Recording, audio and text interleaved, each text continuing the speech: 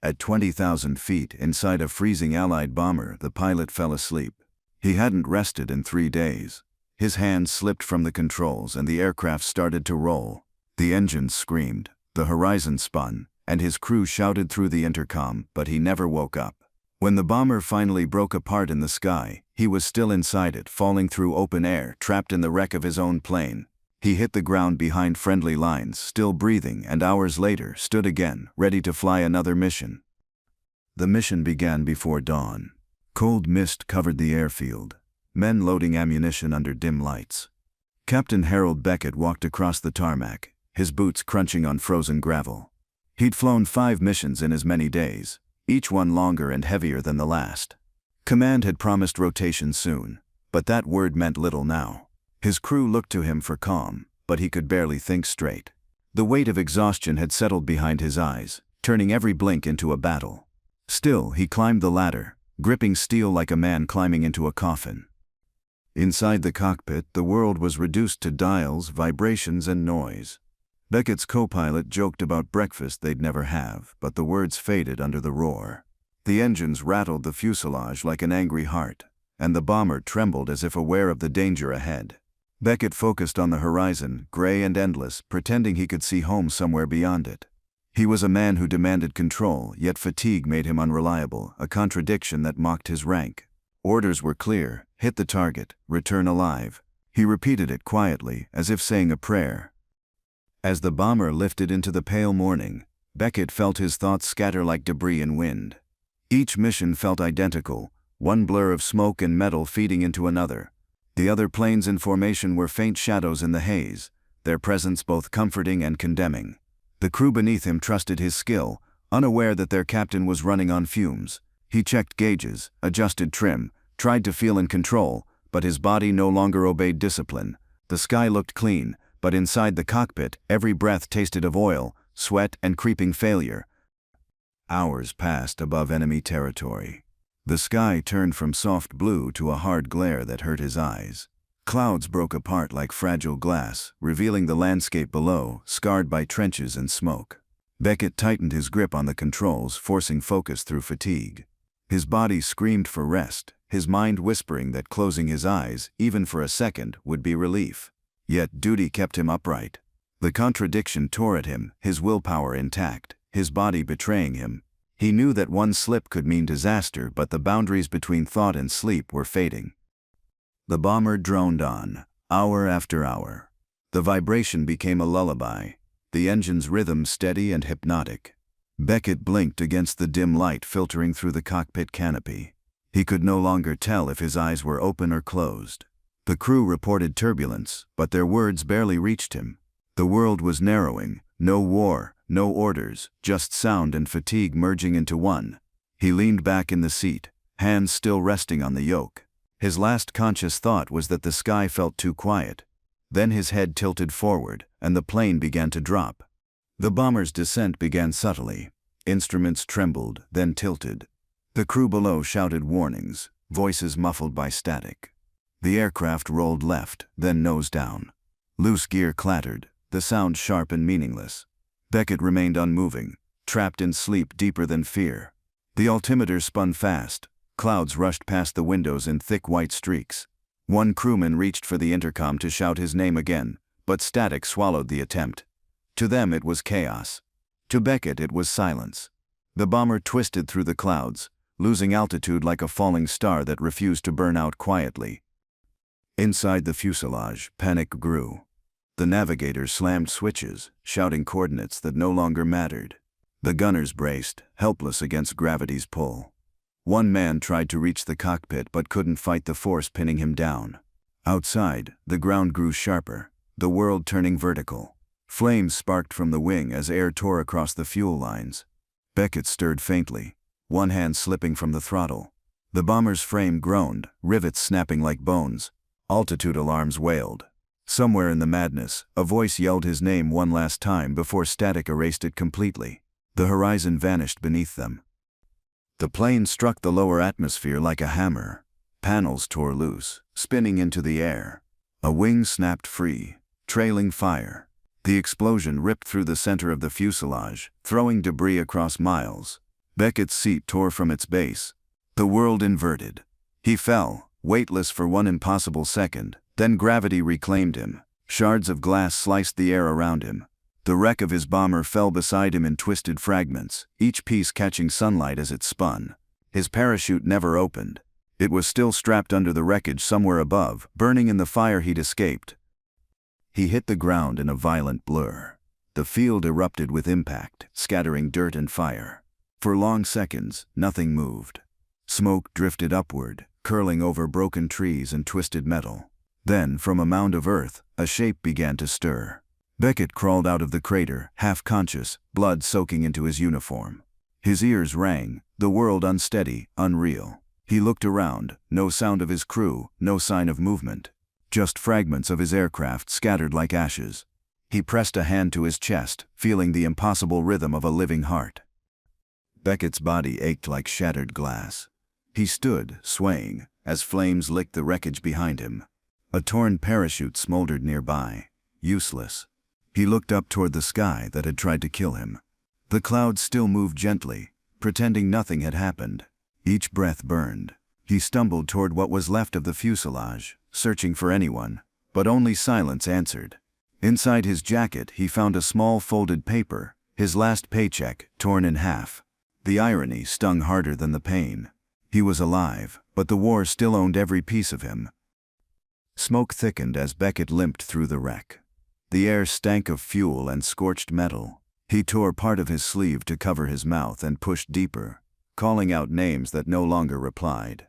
Every shape he found was twisted beyond recognition. He knew the truth before his mind accepted it. The crew hadn't survived. His knees weakened, but he refused to collapse. Duty had become instinct now, a ghost that wouldn't let him rest. Somewhere beyond the wreck, faint radio static cracked through the air like a heartbeat reminding him he wasn't completely gone yet. He followed the sound, dragging himself across broken terrain, until he found the shattered radio set half buried in dirt. Through the static came his own call sign, repeated from a distant tower that believed him dead. He tried to speak, but only coughed. Blood filled his throat, his voice too faint for anyone to hear. Still, he pressed the transmit key, whispering nonsense, anything to feel part of the living again. The reply never came. The radio hissed, a cruel reminder that distance could be more fatal than wounds. Beckett shut his eyes, gripping the radio like a lifeline. The horizon glowed orange with the burning wreck, lighting his path as night crept in. Beckett moved toward a tree line, each step a negotiation with pain. He didn't know where he was, or who might find him first, friend or enemy. His survival felt like an accident the earth hadn't noticed yet. Every sound made him flinch, though he refused to call it fear. In war, fear was a luxury for the rested. He reached the edge of the forest and collapsed, body shaking, mind blank. Above him, the stars blinked indifferently, cold witnesses to his unfinished duty. He woke to daylight breaking through branches. His body stiff, his uniform crusted with dried blood. The wreck still smoked in the distance, now surrounded by soldiers, allied, judging by their uniforms. Relief came muted, dulled by disbelief. They spotted him, eyes wide, as though seeing an apparition. One man approached cautiously, unsure if he was real. Beckett tried to speak, but no words formed. A medic reached for him, guiding him toward the waiting truck. Every step away from the wreck felt both salvation and theft, as if leaving the crash behind meant abandoning the dead twice. At the field hospital, doctors surrounded him like scientists studying a myth. They asked how he lived, how he fell, what miracle saved him. Beckett had no answer. His body was torn, his mind fractured, but something stronger had refused to let go. As they cut away his uniform, the torn paycheck fell onto the floor, its edges still soaked with fuel. A nurse picked it up quietly, eyes tracing the burnt paper. No one spoke. Survival felt heavier than death. Outside, the sound of engines rumbled again, calling other men toward the sky that had already claimed too many. Beckett's injuries kept him still for days. Doctors called it a miracle, but he didn't believe in miracles anymore. The command staff visited him once, more curious than compassionate. They wanted reports, not recovery. When they left, the room felt colder, stripped of purpose. Beckett stared at the ceiling, trying to remember the fall. The memories came in flashes. Heat, smoke, sky tearing apart. He wondered if his crew felt anything before it ended. The guilt pressed harder than the painkillers, and he began to wish the crash had finished its work. When he was strong enough to walk, they moved him to the officer's ward. Rumors had already spread. Men whispered about the pilot who lived through fire. Nurses avoided his gaze as if afraid his survival might be contagious. Command demanded a debrief, every detail from takeoff to impact. Beckett answered in clipped sentences, leaving out what he couldn't remember. He noticed how they took notes, not listening but hunting for blame. Each question turned into an accusation in disguise. When they were done, they left him a folder stamped "Pilot Error Pending Review." The report followed him everywhere, a shadow printed on paper. Beckett tried to sleep, but rest meant reliving the crash. He would wake to phantom engines echoing through the ward. The staff medic told him to focus on gratitude, but gratitude felt like mockery. He had flown hundreds of hours without fear, but now even distant thunder made him flinch. He sat by the window each night, watching planes pass overhead, tracing their contrails until they vanished. He envied their direction. His life, once precise and ordered, had turned into a holding pattern with no destination in sight. 2 weeks later, Beckett requested release back to base. The attending doctor hesitated but signed reluctantly. When he arrived, the airfield felt smaller, almost unfamiliar. The hangars buzzed with activity, yet conversation stopped when he passed. His reputation preceded him, the miracle pilot turned liability. His old bunk had been reassigned, his locker emptied. Only a scorched flight badge remained, left out like a memorial. He pocketed it without a word. He walked past rows of bombers lined for inspection, each one identical to the machine that had nearly buried him. They looked less like aircraft and more like graves. Command summoned him to review the crash inquiry. Inside the office, a colonel sat behind a desk stacked with papers and impatience. They asked why he fell asleep, whether he'd been drinking, if fatigue had ever been reported. Beckett kept his answers factual, his tone steady. The colonel didn't look convinced. "Lucky doesn't mean capable," he muttered, dismissing him. Beckett left without saluting. Outside, wind whipped across the runway, scattering dust against his boots. For the first time in years, he felt separated from the machine of war, no longer its part, just its leftover fragment that refused to break. He returned to his quarters, a temporary shack near the hangar. Inside, a cot, a cracked mirror, and silence. He dropped onto the bed, staring at his hands. They looked like a stranger's, burned, stiff, unreliable. A faint tremor moved through his fingers. He clenched them tight until the shaking stopped. In the corner sat a metal locker filled with his remaining possessions. The torn paycheck rested inside an envelope. He unfolded it again, staring at the tear through his name. Survival had cost him everything, yet paid him nothing. Outside, another bomber took off, its engines drowning thought. The next morning he walked the perimeter of the base. The air carried the smell of oil and exhaustion. Crews were preparing for another mission, faces drawn but focused. Beckett watched them with the detached gaze of someone who'd already crossed a line they hadn't reached yet. The flight commander spotted him and gave a polite nod, acknowledgement without invitation. Beckett stood alone near the boundary fence, watching smoke drift upward from the refueling area. The sky looked deceptively peaceful again. The same sky that had killed his men. He wondered if it remembered them at all. That afternoon, he visited the site of his crash. The field had been cleared, only small fragments left behind. A local farmer pointed him toward a shallow crater filled with charred debris.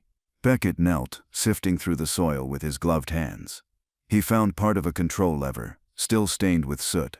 Beside it lay his co-pilot's identification tag, half buried. He brushed the dirt away and held it tightly. The metal was cold, but the memory burned. He slipped it into his pocket, not as a keepsake, but as an obligation. Someone had to remember the names that never came home. At the officers' mess that night, conversation halted when Beckett entered. He filled a tin cup with coffee and sat alone. A pair of young pilots at another table whispered about him, about how no one should walk away from a crash like that. Beckett pretended not to hear, but the murmurs clung to him. He understood now survival wasn't celebrated, it was distrusted. To live through what should have killed you made others uncomfortable. They'd rather call it luck than admit death sometimes missed its mark. Beckett finished his drink, left the mess and didn't look back. The following morning he was ordered to meet with the base medical examiner. They discussed his physical recovery, his reflexes, and mental state. Beckett answered truthfully. No illusions, no excuses. The examiner nodded, making notes on a clipboard. When the meeting ended, he told Beckett quietly that some officers wanted him grounded permanently. Beckett didn't react. He thanked him and left. Outside, he saw mechanics cleaning soot off a bomber's nose art, a pin-up girl grinning through fresh paint. Life at the base continued like the war itself, loud, repetitive, and indifferent to who lived or died. Weeks passed, but command remained silent. Beckett filled the time with maintenance work, inspecting aircraft that would never be his again. The noise of engines was constant, a heartbeat that kept him tethered. One night, while closing the hangar, he noticed movement near the wreckage yard, a figure standing among discarded metal. It was a mechanic, staring at a piece of twisted fuselage. Beckett joined him quietly. The man whispered that every pilot's luck ends somewhere, and maybe Beckett had used everyone else's share. Beckett didn't respond. He just watched the mechanic walk away, leaving him with that thought. The next morning, Beckett was summoned to the operations tent.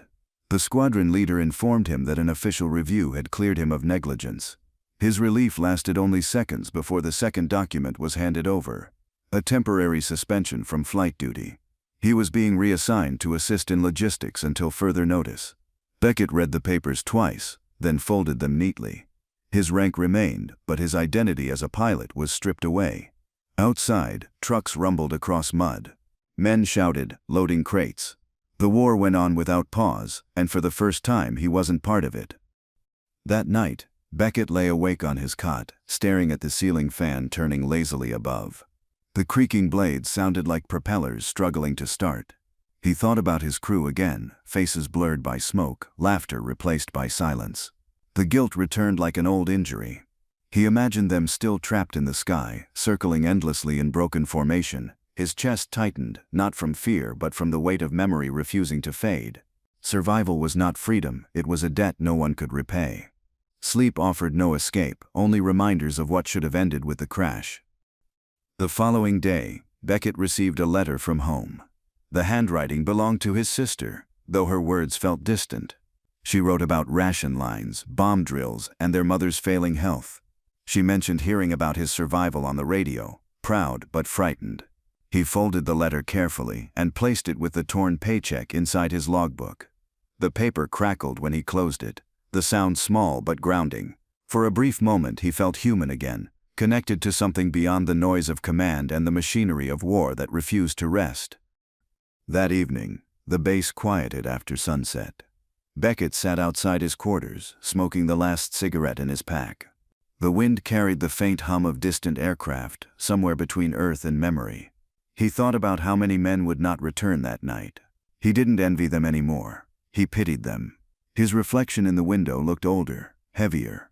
The ember at the cigarette's end glowed like a warning light fading out. He whispered a silent promise that he would earn the right to fly again, not for command, but for the men who never had that chance. Morning broke under low clouds. Beckett reported to logistics duty, sorting flight manifests and fuel records. It was quiet work, dull but strangely calming. He listened to planes taking off beyond the hangar walls, feeling each vibration in his chest. Every name he signed onto a flight log felt like a ghost departing. The war reduced everything to numbers, gallons, coordinates, losses. Yet in the rhythm of it, he began to rebuild a kind of purpose, even if command refused to see it. One afternoon, while organizing supply forms, he overheard two officers discussing him near the tent entrance. They said the investigation still looked suspicious, that no man could survive such a fall without help. The words hit harder than any accusation in writing. Beckett kept his back turned, jaw clenched. When they left, he glanced down at his logbook and saw a fingerprint smudge of oil across his torn paycheck. It reminded him of what war did, stain everything, even the proof of survival. Later that week, a mechanic approached him with a quiet offer. One bomber needed an extra test pilot, someone with experience. It wasn't official, but the chance to touch the controls again stirred something in Beckett he thought he'd lost. He agreed without hesitation. That night, he couldn't sleep, anticipation gnawing through the exhaustion. He didn't care if it ended his career. The need to fly outweighed the fear of falling again. When he entered the hangar the next morning, the air was thick with engine smoke and metal dust. The bomber loomed above him, half disassembled, yet somehow alive. Mechanics worked around its open panels, shouting through noise. Beckett ran his hand along the cold aluminum skin, feeling an ache in his chest. This wasn't the same plane, but it might as well have been. He climbed the ladder, settled into the seat, and the world narrowed again. Dials, gauges, and that faint hum that lived somewhere between memory and duty. He performed the checklist with precision, the way his body remembered before his mind could think. Every lever, every switch clicked like muscle memory returning from the grave. When the engines roared to life, he flinched, then forced himself to stay calm. A young mechanic gave a thumbs up. Beckett nodded, but his hands trembled slightly. The hangar doors opened, letting daylight flood across the cockpit. He hadn't realized how much he'd missed this, the edge between control and chaos. Command had not authorized the flight, but the ground crew covered for him. They believed he deserved another chance. As the bomber rolled forward, Beckett's pulse steadied. The runway stretched ahead, long and narrow, like a second chance carved into dirt. The takeoff was smooth, mechanical, practiced. For the first time since the crash, he didn't feel like a survivor. He felt like a pilot again. The sky accepted him without question. After landing, the base commander was waiting. Beckett braced for reprimand, but instead received a measured warning. One more stunt like that, and you're done. Beckett nodded silently. There was no defiance left, only focus. The commander paused, then added that his performance had impressed several officers. There might be a path back. Slowly, conditionally. Beckett left without smiling. The threat didn't bother him. What mattered was the sound of the engines still echoing in his head. That night, he couldn't rest. He replayed every second of the flight, each vibration, each correction. The bomber had responded to him as if recognizing an old friend. Yet beneath the satisfaction, guilt remained that he had returned while others could not. He opened his logbook again, touching the dog tag and paycheck folded together. The items had become symbols of survival and consequence, bound in the same breath. The following week, he was reinstated for limited flight training. The order came quietly, without ceremony. He didn't tell anyone. On his first assigned day, he watched sunlight reflect off the wings of the training bomber. He walked toward it with calm resolve, the tremor in his hands gone. The instructors gave him a cautious nod, knowing the stories. Beckett didn't speak. He climbed aboard, ready to prove that control and chaos could coexist. When the engines started, the vibrations traveled through the floor, through his boots, into his bones. Beckett felt alive in a way only the sky allowed. As the plane lifted off, the ground fell away gently, forgiving for once. The horizon widened, endless and clear. He didn't look back at the base or think of the crash. Every second in the air felt borrowed, and that made it sacred. The clouds opened ahead, and Beckett leveled the wings, steady hands guiding him toward something that finally resembled peace. The days ahead blurred into repetition. Beckett trained younger pilots, teaching them flight patterns and emergency drills. Many had never seen combat, their laughter too light for the weight of war. Beckett guided them patiently, though every lesson carried the echo of loss. His tone was calm, his movements exact, but his eyes betrayed something distant. At night, when the base lights dimmed, he'd walk the flight line alone, tracing the outlines of bombers resting like sleeping beasts. He felt both proud and punished to still be among them, existing somewhere between command's trust and suspicion. A new officer arrived at the base, Major Latham, assigned to review pilot readiness. His reputation was sharp, his eyes colder. Beckett's name appeared on his inspection list. During their first meeting, Latham questioned every detail of Beckett's record, every flight log and report. The major didn't hide his skepticism. Luck, he said, isn't a qualification. Beckett answered evenly, refusing to rise to bait. When Latham left, the hangar felt heavier. Beckett knew another judgment had begun, one that wouldn't be written on paper but whispered through corridors. The following week brought an assignment that reignited the airfield's tension, a long-range bombing run across heavily defended territory. Losses were expected. Beckett wasn't scheduled to fly, but the sight of the mission briefing stirred something restless in him. Watching the new pilots take notes, he saw fear in their eyes, the same kind that once hid behind his own confidence. He wanted to warn them, but war left no room for prophecy. Everyone believed they'd return until they didn't. The mission left at dawn, and Beckett stood on the tarmac, watching them disappear into cloud cover. Only half the squadron returned that night. The runway became a graveyard of missing names. Mechanics moved in silence, refueling the survivors' aircraft while medics counted stretchers. Beckett helped where he could, carrying supplies, clearing debris, anything to keep his hands from shaking. The sight of empty parking spots where planes should have landed carved something raw inside him. When the hangar doors closed, the sound echoed like a lid sealing a coffin. Beckett stared into the darkness beyond the airfield lights, wondering if fate had spared him or simply delayed its turn. The next morning, he found his co-pilot's name freshly painted on the memorial wall. The letters were neat, almost sterile, against the gray concrete. Beckett stood there for a long time, his shadow blending with the others who came to read. He traced the engraved edge of the metal plaque beneath it, and felt the coldness of finality. The quiet around him wasn't peace, it was absence.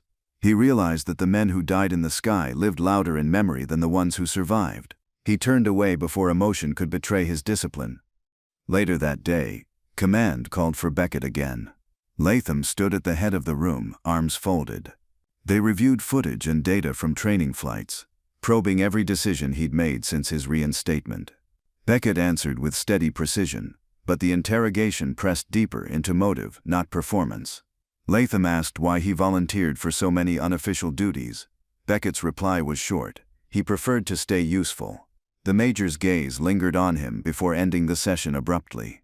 Beckett left knowing the investigation wasn't about mistakes, it was about control. That evening, Beckett sat outside the barracks, writing in his logbook. His handwriting had become smaller, tighter, as if conserving strength. He listed weather conditions, training observations, and nothing emotional. But between the lines, guilt hid like static under a calm broadcast. Across the runway, a pilot sang under his breath while cleaning his sidearm, the tune hauntingly familiar. Beckett stopped writing, realizing it was a song his co-pilot once whistled before takeoff. He closed the logbook, feeling the past bleed into the present, thin and unstoppable. Latham began shadowing him during briefings, silent but watchful. Pilots noticed, whispering that the captain was being groomed for removal. Beckett ignored the talk. He had stopped defending his reputation long ago. Every order he followed felt like penance anyway. But tension simmered. During one meeting, Latham questioned the integrity of Beckett's log entries, implying falsified data. The accusation wasn't direct, but it hung in the air like smoke. Beckett remained motionless, his eyes steady. The commander dismissed the room before it could ignite into open conflict.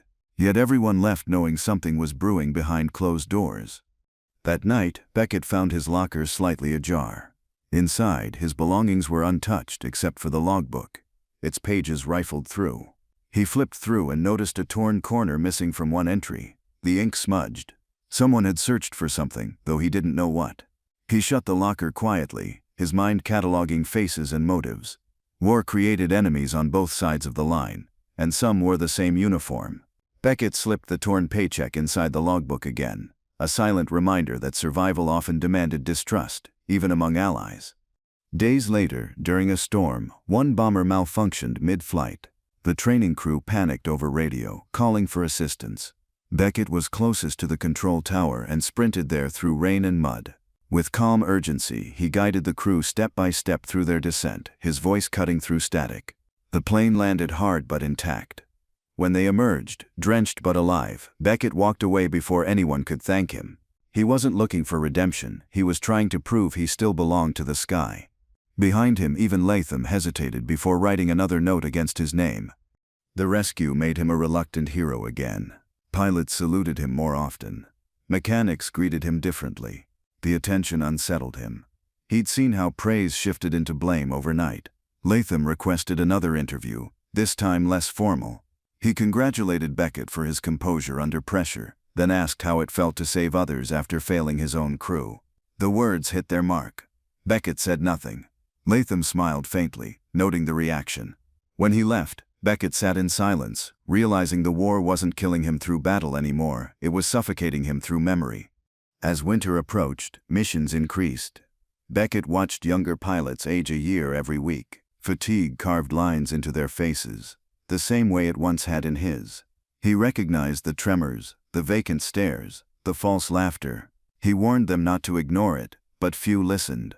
No one wanted to admit they were human inside machines built for destruction. Another squadron crashed during a night run.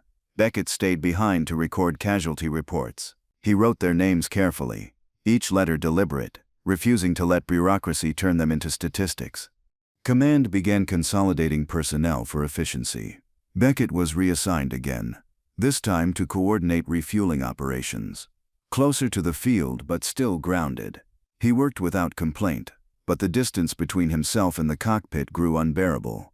He'd pause during takeoffs just to feel the wind push against him, imagining the lift that came after. One evening a mechanic offered him a flask. Beckett took a sip, the burn sharp enough to feel alive again. They didn't speak. In war, silence between men often said everything. Latham's inquiry resurfaced when a confidential memo arrived from headquarters. It demanded a full reassessment of Beckett's mental stability. Command reluctantly complied, arranging a psychological evaluation. Beckett attended without protest. The doctor asked routine questions about fear, loyalty, guilt. Beckett answered plainly, describing dreams of falling, flashes of fire, and the strange calm that came after. The doctor listened quietly, then scribbled one word on his chart. Functional. The label felt hollow. He wasn't sure if that meant cured or simply useful enough to keep around. That night, Beckett walked to the crash site one last time. The field had frozen over, grass stiff with frost. He stood at the center of the crater, his breath visible in the air. For a while he said nothing. Then he took the dog tag from his pocket and set it into the dirt. The cold metal vanished under his glove. He didn't pray or cry. He just stood there until the first light touched the wreck's edge.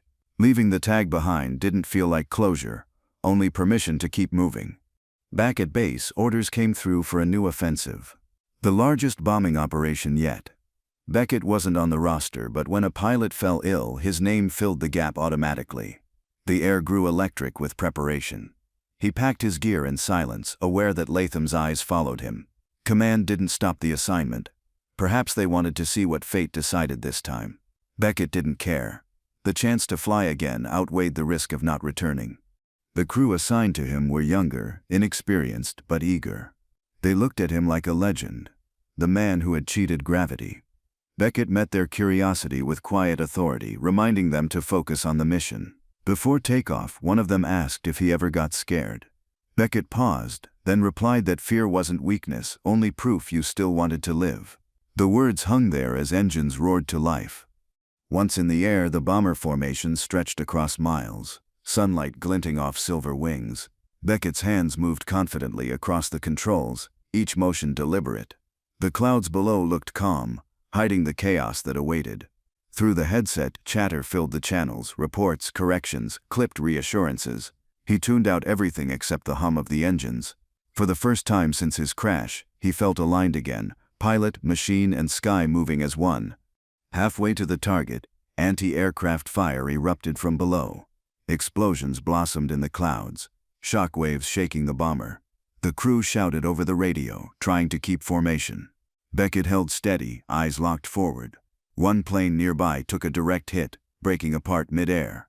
Pieces spiraled downward, catching the light like sparks. He didn't flinch. Every instinct told him to survive, not to fight fate. He adjusted altitude and continued through the barrage, breathing steadily as chaos filled the sky. They reached the target zone and released payloads on command. Flames erupted far below, the landscape vanishing under smoke. The bombing run was successful, but returning meant crossing the same gauntlet. Beckett checked instruments, one engine losing pressure, fuel leaking. He radioed the problem, received curt acknowledgement. Command ordered them to proceed regardless. Beckett gritted his teeth, unwilling to abandon his crew or his control. The sky demanded a price again, and he was ready to pay it. As they turned home, the engine fire spread. Beckett ordered the crew to prepare for bailout, but they hesitated. Trust kept them aboard. He shut off fuel to the damaged side, coaxing the plane to level out. Sweat rolled down his neck as smoke filled the cockpit. The controls stiffened, but he refused to surrender. He guided the bomber through cloud cover, heading toward open terrain, his voice calm through the intercom. The men needed steadiness, not fear. The fire began to fade, but altitude dropped too fast. Beckett fought the yoke, muscles screaming. The co-pilot read out numbers, each one lower than the last. They were over friendly territory now, but too low for comfort. Beckett's vision blurred from fumes. He focused on a clearing ahead, their only hope. With one final push, he forced the bomber down, the landing gear snapping on impact. The plane skidded, tearing through soil before grinding to a halt. Silence followed, broken only by the crackle of cooling metal. The crew stumbled out, coughing and shaken. Beckett climbed down last, surveying the wreck. This time, no one had died. The bomber lay crippled but intact. One of the men clapped his shoulder, voice trembling with relief. Beckett nodded faintly, eyes fixed on the scorched horizon. The crash had repeated itself in form, but not in cost. He exhaled slowly, realizing survival wasn't luck, it was burden turned into skill. Hours later, command vehicles arrived. Latham stepped out among them, expression unreadable. Beckett saluted, covered in soot and dirt. The major studied the wreck, then looked back at him. "You brought them home," he said quietly. There was no sarcasm this time, only reluctant respect. Beckett didn't answer. Words felt unnecessary between men who'd both seen too much. Back at base, reports classified the incident as controlled crash landing, exemplary under duress. Beckett was recommended for reinstatement to full duty. The memo felt heavier than any metal. Alone in his quarters, he opened his logbook again. The torn paycheck and the co-pilot's tag remained inside, folded together. He realized they weren't symbols of failure anymore, but reminders that endurance could be its own form of defiance. Outside, another bomber took off, its shadow crossing his window like an unbroken promise. The weeks following the crash blurred into a haze of reports and recovery. Beckett was back in command but felt detached, as if he existed one step outside the war he still fought. His crew treated him like a figure out of legend, whispering about the man who couldn't die. He ignored the talk. What unsettled him wasn't survival, but the realization that each escape made him feel less human. Every mission tested not courage but the limit of endurance that had long outlasted purpose. The war's noise had become the only thing keeping him from silence. The squadron was reassigned to night operations. The missions were longer, riskier, and colder. Beckett flew them all. He moved through each flight like clockwork, precise and unshaken. The darkness suited him. No light, no reflection. No need to see his own face in the glass. On the ground he barely spoke. He ate when told, slept when ordered, but his mind never left the sky. To others he seemed invincible. In truth, he feared only one thing now: what might happen the day the sky decided it no longer wanted him. During one night mission, a gunner froze under pressure. Beckett descended from the cockpit, took his position and fired until the threat was gone. The act saved the bomber but broke protocol. Command reprimanded him for abandoning the controls, but the crew defended him fiercely. They'd seen something in his calm that couldn't be written in reports. The steadiness of a man who'd already faced death and refused to let it win again. Afterward, Beckett sat alone in the hangar, staring at the gun barrels still warm under his palms, unsure if courage and recklessness were any different anymore. Latham's attitude toward him began to shift. The major visited the barracks occasionally, no longer to investigate, but to listen. They spoke in short exchanges about flight conditions, survival odds, and the cost of leadership. Both men carried ghosts, though neither mentioned them. One night, Latham left Beckett with a quiet comment. "Some of us died twice, once in the air, once after landing." Beckett didn't respond, but the words stayed. He realized the second death was the harder one, the one that crept in when peace tried to replace purpose. The next morning, heavy fog covered the base. No missions were scheduled, but the air felt charged, restless. Beckett took the downtime to inspect his bomber. He walked around it slowly, tracing the seams of metal patched from previous damage. The smell of oil, the faint clink of tools, the soft hum of generators, these sounds grounded him. For a brief moment, the world felt balanced, the war held at bay. He stood there longer than necessary, aware that the calm wouldn't last. Quiet moments never did in places built for noise. A few days later, news arrived of another squadron wiped out during a surprise counterattack. The briefing room fell silent as casualty numbers were read aloud. Beckett recognized 3 of the names, men he'd trained personally. The commander called it acceptable loss, a phrase that hollowed the air. Beckett clenched his hands behind his back, unwilling to speak. When dismissed, he walked out into the freezing wind, every breath burning. The realization sank in that no one remembered the fallen as individuals anymore. They were just missing aircraft on a ledger that never stopped growing. That night, Beckett skipped dinner and went to the edge of the runway. The wind carried faint traces of burned fuel, a scent that had become his constant companion. He watched transport planes lift off, carrying supplies instead of bombs, and felt envy. Those crews still had a destination worth returning from. When a young airman approached to ask for advice, Beckett only said, "Fly straight, don't think." The airman nodded, unaware of the weight behind the words. Beckett stayed there until the last plane vanished into the horizon, a small dot swallowed by distance. Orders came for a high-risk daylight bombing mission deep into enemy lines. Loss probability, 60%. Beckett volunteered first. Command didn't question it. His crew followed without hesitation, their loyalty unspoken. The night before the flight, he wrote a note and sealed it in his locker. No address, no message, just his name. The gesture wasn't morbid, it was practical. He had lived through too many near endings to trust survival anymore. That night, he slept soundly for the first time in months. Dawn broke pale and colorless. The airfield buzzed with movement, a swarm of motion and noise. Beckett walked toward the bomber with his helmet under his arm. His steps measured. The crew loaded the last of the payload. As engines started, vibrations rippled through the ground. Beckett climbed aboard, settled into the seat, and felt the old rhythm return. When they took off, sunlight hit the glass canopy, painting the cockpit gold for a brief second, an illusion of glory over the machinery of death. He didn't look back at the base. Looking back never helped. At 10,000 feet, the radio crackled with updates. Enemy radar detected them. Fighters inbound. The formation tightened instinctively. Planes locking into place like a wall of metal and will. Beckett's bomber held the center. Every correction he made balanced against chaos. The first wave of enemy aircraft cut through the formation, spraying gunfire. The sky erupted in streaks of smoke and sparks. The gunner shouted bearings. Beckett adjusted altitude, the world compressing into instinct. He didn't think of fear, only of precision. Each second demanded its price in focus and resolve. Explosions filled the air, shock waves rattling the fuselage. Beckett's right engine took a glancing hit but kept spinning.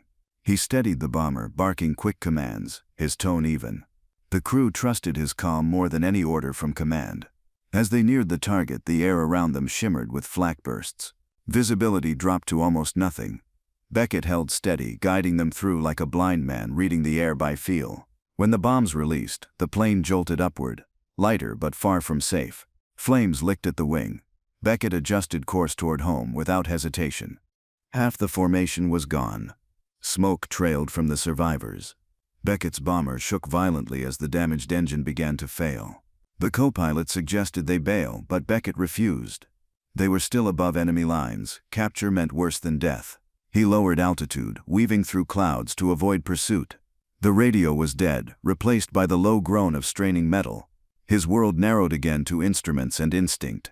He wasn't chasing life anymore. He was defending the right to decide how it ended. Ground fire resumed as they crossed into open farmland. Bullets punctured the hull, sparks flashing inside the cabin. A shell burst near the tail, sending fragments through the fuselage. The rear gunner cried out, wounded. Beckett glanced back, then locked eyes with his co-pilot. No words passed between them. He adjusted, heading toward a river valley ahead, a strip of open land where they might attempt a crash landing. The altimeter spun faster. The sky seemed determined to finish what it started years ago. The bomber descended too quickly. Smoke filled the cockpit, cutting visibility to nothing. Beckett's breathing grew shallow from fumes. His gloved hand slid along the throttle, steadying it with effort. The landscape below twisted into greens and browns. The river gleamed faintly in sunlight, the only clear path left. He aligned the bomber, muttering coordinates to himself out of habit. The crew braced for impact, clutching straps and metal. Every vibration in the floor carried memory of another crash, another fall he wasn't supposed to survive. He wondered if this one would finish the story. The bomber struck the ground hard, skidding across the riverbank. The nose crumpled, engines snapping free in bursts of fire. Dirt and water exploded around them. The impact knocked the wind from Beckett's chest, but his hands never left the controls. The plane came to rest half submerged in mud and steam. For a few seconds, the world was silent except for the ticking of cooling metal. Then came the coughing, the groaning, the undeniable sound of life. They had survived again, though no one could explain how. Beckett pulled himself free from the wreck and began checking the crew. One man had broken ribs, another a gash across the scalp, but all were breathing. Relief felt strange, almost foreign.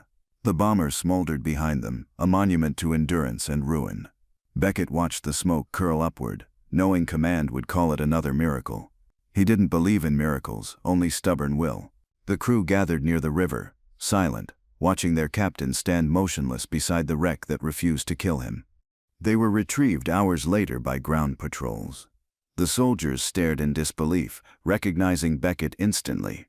News spread quickly through the ranks. The pilot had fallen again, and lived again. Command met them at the extraction point with forced smiles and endless questions. Beckett answered none. He sat on the back of a truck, staring at the horizon, mud still drying on his face. Every cheer felt like a misunderstanding. Surviving wasn't victory, it was just the absence of death, a fragile pause before the next descent. Latham visited him in the infirmary the next day. He said nothing at first, just stood by the bed, studying Beckett's bandaged hands. Finally, he asked what kept him alive when so many others didn't make it. Beckett replied quietly, "Maybe the sky's not done testing me." Latham nodded, not as agreement, but as understanding. He left without another word. The door closed, leaving Beckett alone with the sound of distant engines. The war kept moving, indifferent to who endured it. Command arranged a formal commendation for Beckett, though the event felt hollow. Officers lined up in dress uniforms, speeches rehearsed, cameras ready. Beckett stood still while medals were pinned to his chest, their weight meaningless. Applause filled the hall, but his eyes stayed fixed on the floor. He didn't feel pride, only fatigue. When the ceremony ended, he walked out before the photographs. Outside, a storm gathered in the distance, thunder rolling across the base like distant artillery. He preferred its honesty to the hollow praise inside. That night, he wandered to the maintenance hangar. The smell of fuel and dust greeted him like an old friend. He found a mechanic working late and asked to help. Together, they replaced damaged parts, tightened bolts, and cleaned engines until dawn. The work was simple, grounding. Each sound of the wrench felt truer than any metal pinned to his chest. When they finished, the mechanic thanked him, calling him sir. Beckett shook his head. "Just another pilot," he said, though even that title felt like borrowed truth now. By morning, the weather cleared. A small transport plane sat ready for supply delivery across the front. Beckett volunteered to co-pilot, ignoring protests from medical staff. The mission was uneventful at first. Calm skies, light wind. But halfway through, radio static picked up faint distress calls from another aircraft nearby. Beckett changed course without waiting for orders. He followed the signal until smoke appeared on the horizon. A reconnaissance plane had crash-landed in a field. Against regulation, Beckett directed their transport down to assist. They landed roughly beside the wreck. The recon crew was alive but trapped in the fuselage. Beckett helped pull them free one by one, ignoring the heat radiating from the smoldering metal.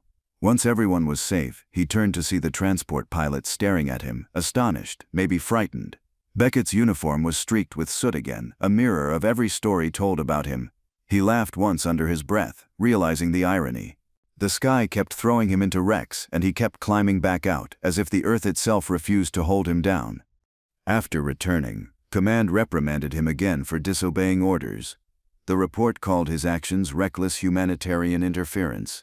He accepted it silently, the words sliding off like rain. Latham signed the report but handed Beckett a copy personally. "You're done taking orders," he said quietly. "Next time you choose where to land." It wasn't approval, it was recognition. Beckett folded the paper, slipped it into his jacket, and walked out without replying. For the first time, the weight of command no longer frightened him. Days later, word reached the base that the war might be nearing its end. Some cheered, others doubted. Beckett listened from a distance, unmoved. Peace, he realized, would not erase the noise inside him. It would only change its pitch. He spent the evening writing again, his logbook filling with thoughts rather than numbers.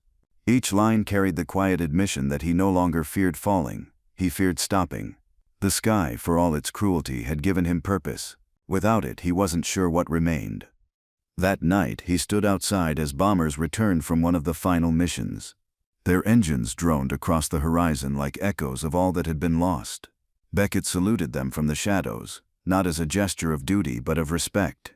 He knew soon the runways would empty, the skies would quiet, and men like him would have to find meaning in stillness. As the last plane landed, he whispered to himself that survival had never been the miracle. Endurance was, and he still wasn't finished testing its limits. When official orders confirmed the war's end, the base erupted. Flares lit the night, men shouting, hugging, some crying into their sleeves. Beckett stood apart near the hangar, hands in his pockets, watching. The noise felt hollow, almost foreign. He should have felt relief, but relief was for those who'd stopped falling. The war might be over on paper, yet inside him, it still circled the sky. The horizon glowed faintly under fireworks that looked too much like tracer rounds. For the first time in years, there was nothing left to fly toward, and that terrified him. Command began demobilization within days. Pilots packed their kits, mechanics stripped aircraft for parts, and officers drafted reports marking an end no one could define. Beckett was summoned to headquarters, where Latham handed him a final evaluation. His record read, exceptional under pressure, survived circumstances beyond explanation, reassigned to reserve status. Latham extended his hand, but Beckett hesitated before shaking it.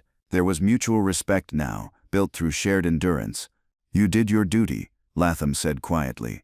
Beckett nodded, unsure if that was praise or condolence. Outside, dismantled bombers lay in rows, silent as tombstones. The base emptied slowly, the air quieter with each passing day. Beckett stayed until the final flight departed. When his turn came, he boarded a small transport bound for home. The takeoff was smooth, almost gentle. Looking out the window, he saw the runways shrink into lines, then vanish beneath the clouds.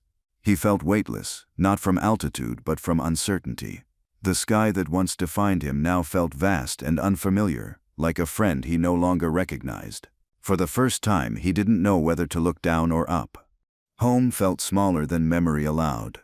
The streets were quiet, shops shuttered, families half whole. His mother's house still stood, its paint worn by years of absence. Inside, the air smelled of dust and old letters. She hugged him without words, holding on longer than he expected. Beckett felt the stiffness in her arms, the relief in her silence. That night he lay in his childhood bed, staring at the ceiling, listening to peace creak in the walls. Sleep came uneasy. His body was home, but his mind still flew endless missions across a sky that no longer existed. Weeks passed in a blur of normalcy that didn't fit. Neighbors asked about the war, expecting stories of triumph. Beckett spoke politely, never truthfully. He found work at a small airstrip nearby, teaching cadets how to taxi and climb. Their laughter felt too light, their enthusiasm too bright. He envied their ignorance, not their courage. Some nights he'd drive back to the airfield after dark, sit in an empty hangar, and listen to the wind whistle through aluminum shells. The sound reminded him that the past hadn't ended. It had only changed its uniform. The papers called him a hero once the story of his survival reached the public. Journalists arrived at the airstrip, cameras flashing, pens ready. They wanted headlines, not truth. The man who fell from the sky. Beckett endured the interviews, answering in short phrases. When they asked what it felt like, he said, "Heavy." The reporters laughed, mistaking gravity for humor. Afterward, he walked away before they could ask for photographs. Fame felt more suffocating than war. It wasn't admiration they gave him, but curiosity, the same way people stared at wreckage after a crash. He moved into a small cottage near the coast, away from reporters and ceremony. The ocean stretched wide, empty, mirroring the endless horizon he once knew. Each morning, he'd walk the shoreline, the waves sounding faintly like propellers turning far away. The solitude suited him, though some part of him still listened for orders that would never come. He'd stopped writing reports, yet his mind still tracked the wind, the altitude, the distance. Even on land, he measured everything in miles. The war had trained him to navigate chaos, but not the quiet that followed it. Letters arrived from former crewmen, men who'd survived other missions under different skies. They spoke of struggling to adjust, of nightmares and guilt. Beckett read them all, then replied to none. He wasn't ready to explain survival to men who had lost more. One envelope contained a photograph, his old crew before the fatal mission. Their faces looked young, unburdened, untouched by the knowledge of how fragile life could be.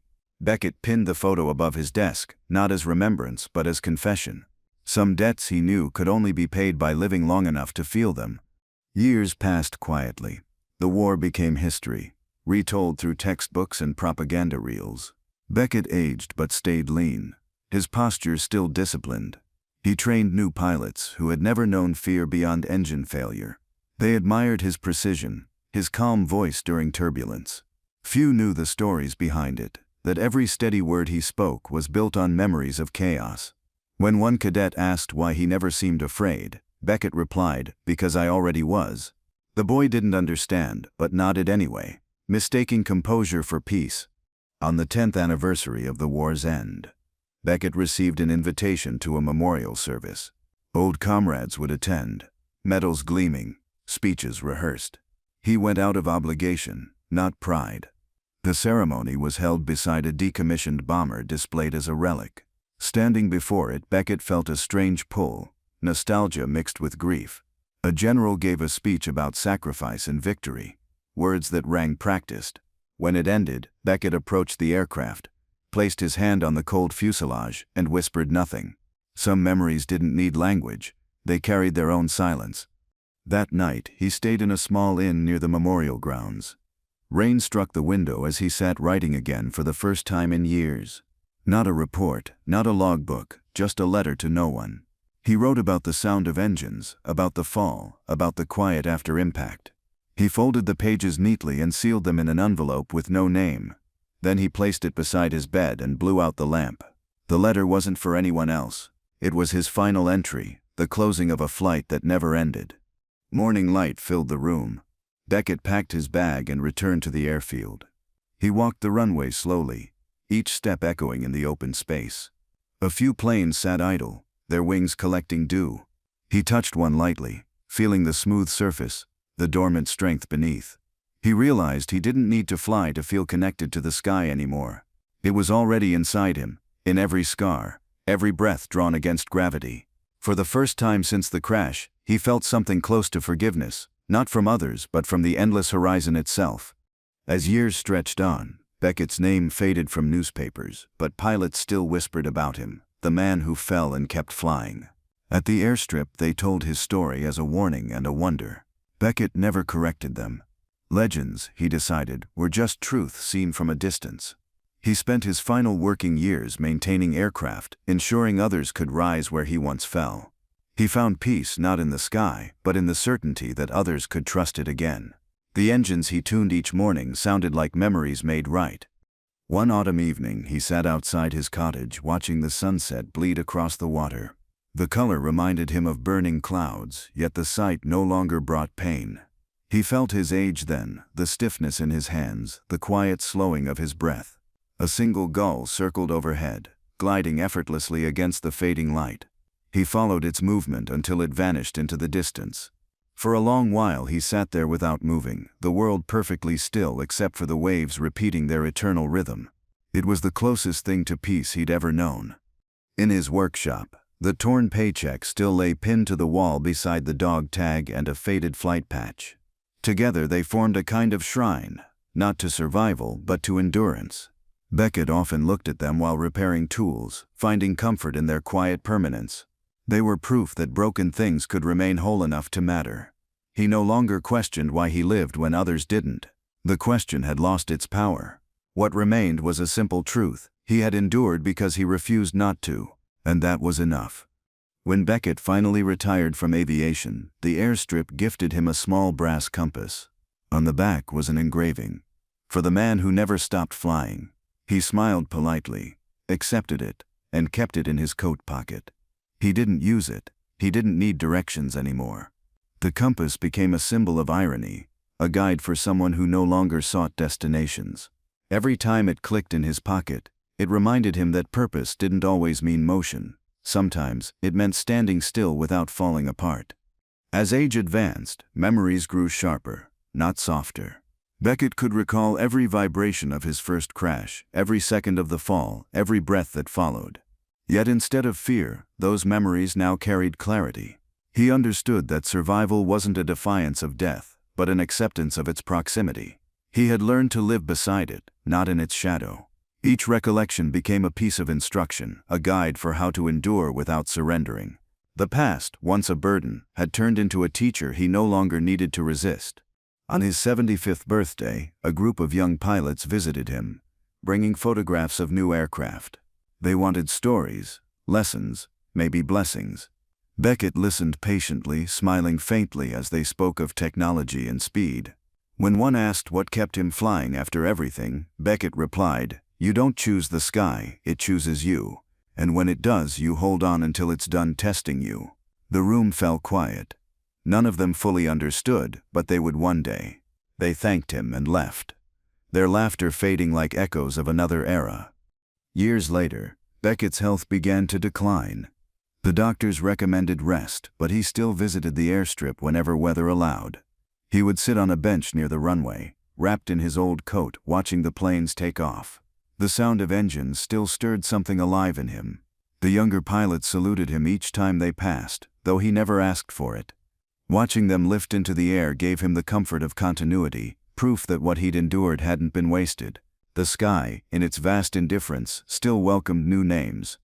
One winter morning, frost covered the ground in a thin silver layer. Beckett made his usual walk to the runway, compass in hand. The air was crisp, his breath clouding softly. A training plane prepared for takeoff, engines humming steadily. As it accelerated, he felt the vibration in the earth beneath his boots, the same pulse he'd known all his life. The plane lifted cleanly, climbing into the pale blue. Beckett smiled faintly, the wind tugging at his coat. He whispered to himself, almost inaudible, "Still flying." Then he turned and began the slow walk home. That evening he sat by the fire, the compass resting on the table beside him. Flames reflected off its brass surface, flickering like passing clouds. He thought about all the faces, the names, the missions, and how none of it felt lost, only distant. His house was quiet except for the soft ticking of the clock. Outside, the ocean murmured against the shore. Beckett leaned back, feeling the rhythm of the world align with his slowing heart. The noise of engines had faded long ago, yet somehow he could still hear them in the silence. In the days that followed, neighbors found his workshop neat, tools cleaned and stacked, logbooks arranged in perfect order. On the wall hung the torn paycheck, the dog tag and his compass, still ticking faintly as if marking a flight path no one else could see. The letter from the memorial lay unopened beside it. Beckett hadn't needed more words. His life had already written enough of them across the sky. The men who found the room didn't speak. They simply stood in silence, understanding without explanation that some stories end without ever landing. The local paper printed a brief obituary. Captain Harold Beckett, decorated pilot and survivor of multiple wartime crashes, passed peacefully at his home. It was simple, unembellished, much like the man himself. Those who knew him personally didn't call it death. They said he'd finally taken off one last time. At the small funeral, a single aircraft flew overhead, tilting its wing in salute. The sound rolled across the crowd like distant thunder, a reminder that the sky still remembered his name. Years later, cadets at the training base learned about him in passing lectures. His file became part of a lesson on human endurance under impossible conditions. The story always ended the same way. He fell from the sky and lived to fly again. The younger pilots would shake their heads, half in disbelief, half in awe. For them, it was just history. For those who'd known him, it was proof that the limits of the human spirit couldn't be measured by altitude or chance. Beckett had become both man and myth.